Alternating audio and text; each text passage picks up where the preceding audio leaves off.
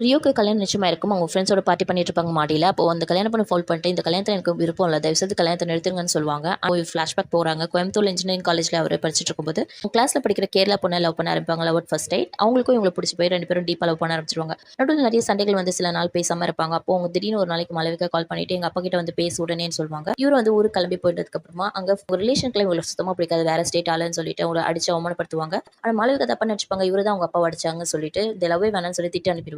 ஒரு நாள் சோஷியல் மீடியால அவங்களுக்கு கல்யாணம்னு சொல்லிட்டு பார்த்ததுக்கு அப்புறமா, இவங்க வந்து அங்க நேர்ல போவாங்க கல்யாணத்துக்கு. ஆனா அவங்க வந்து சூசைட் பண்ணி செத்து போயிடுவாங்க. இவரு ஏற்கனவே அவங்களுக்கு கோயில்ல வச்சு ஒரு கருப்பு கயிற தாலின்னு கட்டியிருப்பாங்க. அதனால அவங்களால வேற யாரும் கல்யாணம் பண்ணிக்க முடியலன்னு லெட்டர்ல எழுதி வச்சிருப்பாங்க. அதுக்கப்புறமா அவங்க அப்பா அம்மாவுடைய கம்பல்ஷனுக்காக இவரு இந்த ஸ்ருதிட்ட கூட கல்யாணம் பண்ணிப்பாங்க. ஆனா அவங்களுக்கு இவரு சுத்தமா பிடிக்காம விலகி விலகி போவாங்க. என்ன வேணாம்னு சொன்னவருக்கும் இவர் தாலி கட்டிட்டாருன்னு சொல்லி. அதுக்கப்புறமா தான் அவங்களுக்கு தெரிய வரும். போதையில இருந்தனால தெரியாம தான் இவர் தாலி கட்டியிருக்காரு அப்படின்னு.